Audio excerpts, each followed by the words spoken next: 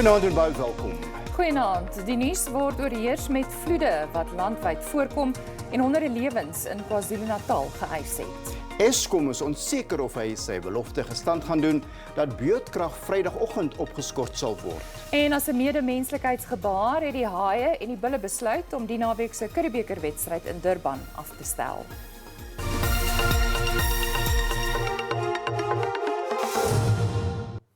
Met die dodetal wat steeds styg na meer as 100 mense reeds hulle lewens in erge oorstromings verloor het, is KwaZulu Natal tot 'n rampgebied verklaar. Groot dele van die provinsie is onder beleg na swaar reëns huise, geboue, paaie en ander infrastruktuur verwoes of beskadig het. President Cyril Ramaphosa het van die betrokke gemeenskappe besoek wat erg deurgeloop het. Ramaphosa het regeringshulp as ook alle moontlike bystand vir die gebiede beloof. Met pogings om die ekonomie en sosiale samehang in die provinsie te herstel na verlede jaar se onluste, het moeder natuur 'n gevoelige slag geslaan. Minstens 100 mense is dood. 4 kinders is onder die oorledenis nadat 'n kerkgebou op hulle informele huis geval het. We are dealing with a calamity of enormous proportions here, but our government is getting into gear. The Defence Force is also going to be here. We're going to roll out as much support and assistance to our people as we possibly can. President Cyril Ramaphosa en talle amptenare het Zuma en Umzinyathi en ander gebiede besoek. Ramaphosa was ook in Claremont, wes van Durban, waar hy die gemeenskap bemoedig en regeringshulp beloof het. This calls for working together as a government, all departments. And the wonderful thing is that our other provinces have already pledged support and assistance. Various of our provinces want to send assistance of various sorts, personnel, experts, foodstuffs and all that. Met erge vloede wat landwyd voorkom, het die president die situasie in KwaZulu Natal as eg en ongekend beskryf. While this is a disaster, we must hold hands together as South Africans, as people of KZN, and work together and as various structures of our government. So that is exactly what we are going to do. We are going to treat this disaster with the level of seriousness that it requires. 'n Weermag helikopter is ook ontplooi. Currently the Air Force is busy providing the necessary air support. We will also, as part of the Prof Joke, start looking at providing some of our engineer capability to go and look at the extent of the damage that has been done. 3 jaar gelede het 58 mense hulle lewens in erge vloede oor die Paasnaweek in die provinsie verloor. Ook in die Noord-Kaap moes sommige inwoners van Ritchie naby Kimberley hulle huise ontruim nadat die Ruyter sy walle oorstroom het, nadat swaar reëns die afgelope paar dae hier geval het. Dit is baie hartseer en die feit dat so klomp water kom en jy weet al jou besittings is hier, jou diere is hier, alles van jou is hier en daar's niks wat jy kan doen nie. Jy weet nie waarheen om te gaan nie, wat moet jy gryp, wat moet jy los, jy weet nie wat om te doen nie. Badennoords is op moedverloor se vlakte en sê sy weet nie wat van haar diere gaan word nie. Daar is 'n woonsteltjie op boontoe opper waar ons die goed na toe neem. As die water aanhou styg en dit kom tot die punt, dan weet ek nie waar gaan ons heen, waar sal ons dan heen gaan verder nie. Selfs besighede het deurgeloop en die sakeman sê dit is nie die eerste keer dat hy aan die hand van moeder natuur ly nie, maar die keer is dit die ergste. Ja, dit is nou die tweede of die derde keer, ek het actually opgehou met tel, maar weens die goeie reënseisoen wat ons afgelope tyd gehad in Ritchie, is die onderste terras onder water gewees. Plaaslike owerhede doen alles in hulle vermoë om slagoffers te help. Okay, ons het vanoggend vroeg het ons disaster of die rampbestuur geaktiveer. So rampbestuur het uitgekom en ons het gehelp met om mense aan te stel om hulle te help om te ontruim met die huise uit. Alle meubels is opgevat boontoe. Meneer Seperi van rampbestuur het my nou net laat weet, hy het vir my seile aangekoop, so al die meubels gaan onder seile toegemaak word. Terwyl dit onseker is hoeveel reën nog in die gebied gaan val, versamel inwoners wat hulle kan, onseker waar hulle vanaand hulle koppe sal neerlê. Reginald Witboy, SABC nuus, Kimberley.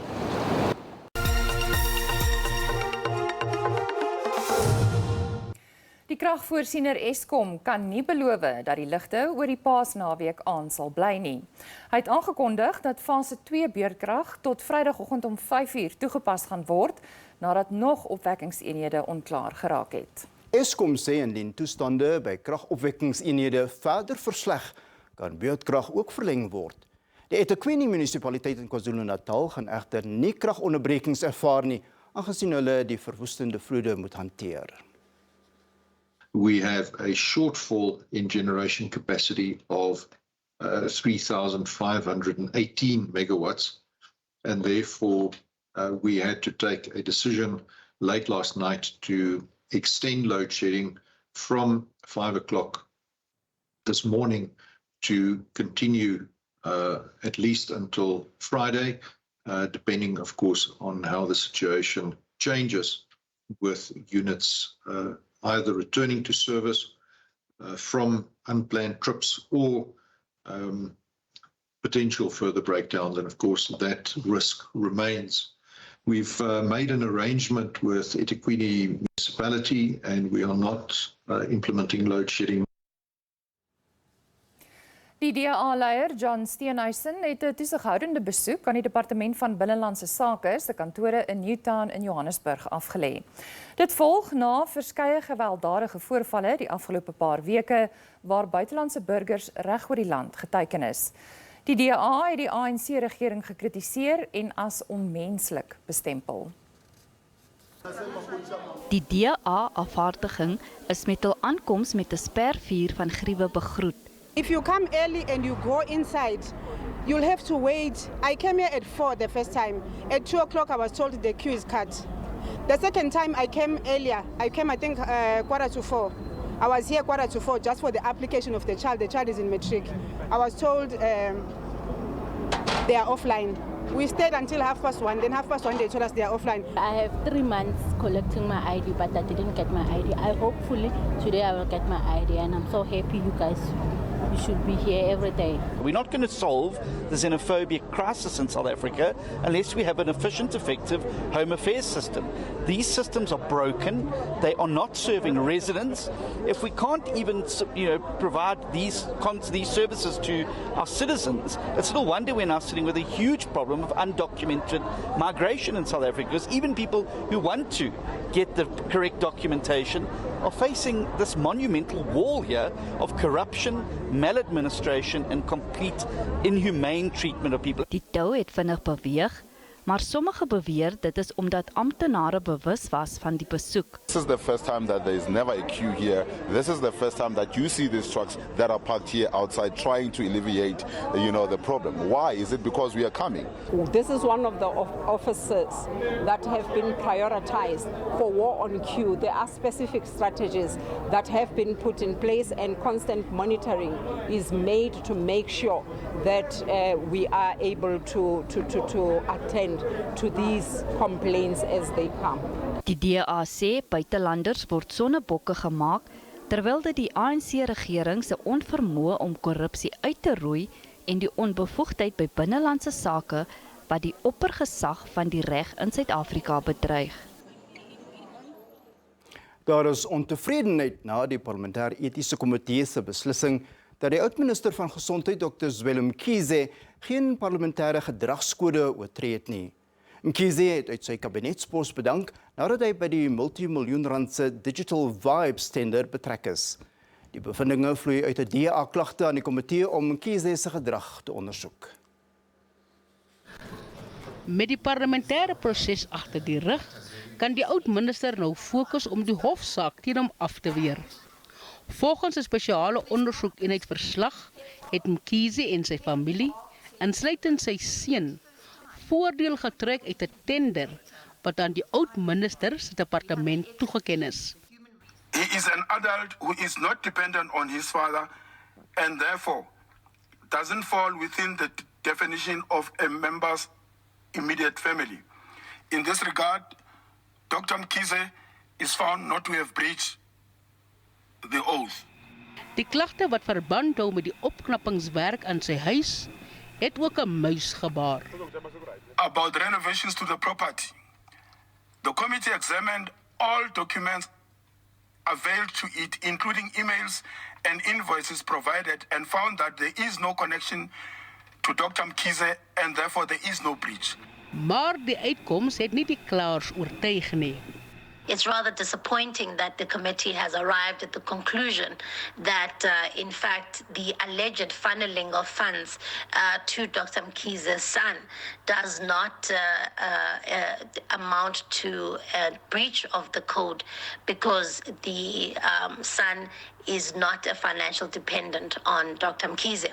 Our view is that this application of the code is so narrow that it misses the spirit of the ethics code and what the ethics code seeks to do. Cope het ook die etiese komitee oor die kole gehaal vir die besluit. We are calling upon Parliament to review this decision on Dr. Zweli Mkhize. Oud-minister Mkhize het die Gautengse Hooggeregshof genader in 'n poging om die spesiale ondersoekeenheid se verslag te hersien en tersyde te laat stel.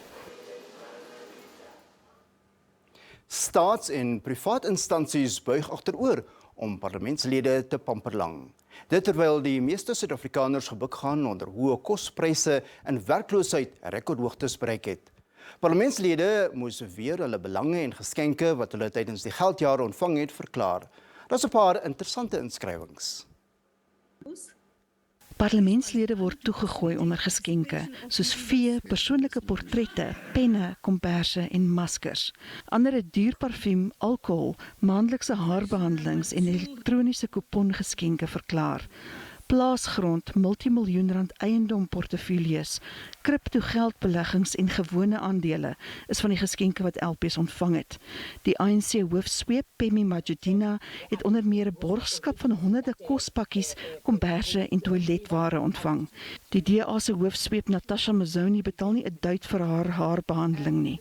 Mazoni se EFF eweknie, Floyd Chivambu, het Spaanse La Liga sokkerkaartjies in die sak gesteek. Die regerende party se adjunk hoofsweep, Daris Klakude, het onthul dat sy 6 eiendomme besit, insluitend 2 suikerrietplantasies wat saam meer as 26 hektaar groot is. Die adjunkminister van Klein Sakeontwikkelings, Dumo Dlamini, span lekker uit op 3 eiendomme, 1 van 3 hektaar, asook 'n plaas van meer as 300 hektaar. Cope se leier, Musiwa Lekota, het belange in 'n landbouinstelling. Die leier van die Al-Jamaa-party, Mohammed Hendriks, het aandele in banke en korporatiewe Suid-Afrika van meer as 3 miljoen rand. Die minister van Openbare Ondernemings, Pravin Gordhan, besit aandele in 14 maatskappye in die bankwese, mynbou en tabak. Die Vryheidsfront Plus se hoofsweep, Corneille Mulder, en die VF Plus LP, Wouter Wessels, het 'n ellelange lys aandele in multinasjonale maatskappye, mynmaatskappye, asook die beleerde Steinhoff.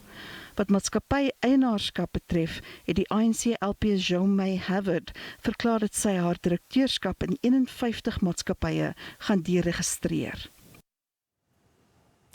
Lede van die Suid-Afrikaanse Kaapse Korps-forum het hulle strydverkenning as 'n militêre veteranenorganisasie na die Wes-Kaapse Hooggeregshof geneem.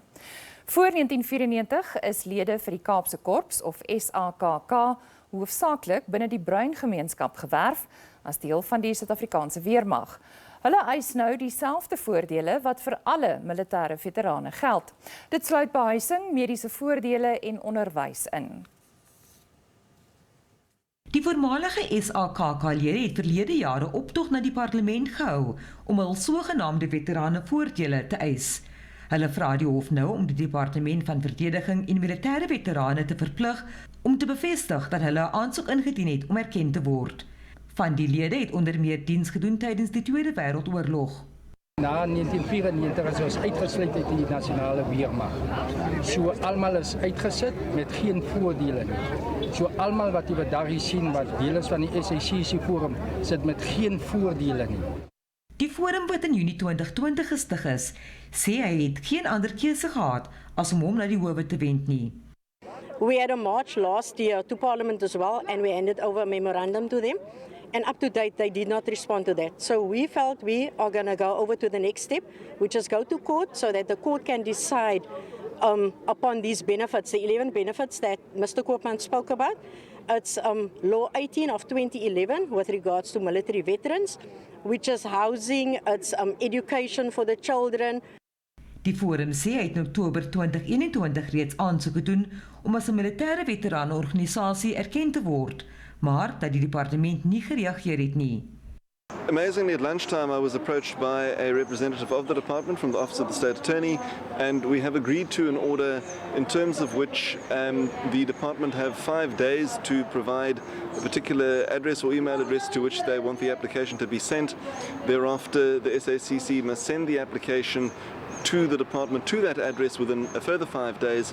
Thereafter, the department have 30 days within which to consider the application, process it, and either recognise the SACC-forum or not. Dan sê as die departement nie die hof se beslissing nakom nie, sal hulle aansoek doen om 'n hofbevel. Pogings om kommentaar van die departement te verkry was onsuksesvol. Vanessa Puna, SAK nuus, Kaapstad.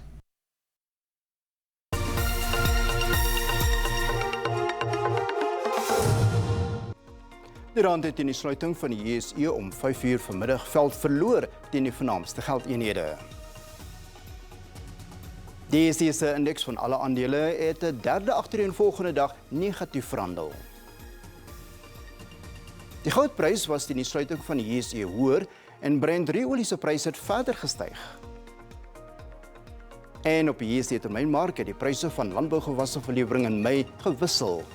Witmielies is R13 per ton duurder en koring is R1 per ton goedkoper. Sonneblom is R75 per ton duurder en soja het met R28 per ton gedaal.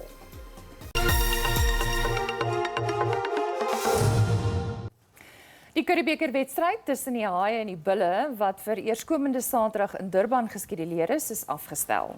Die wedstryd word tot 'n gelykop uitslag verklaar en albei spanne kry 2 ligapunte.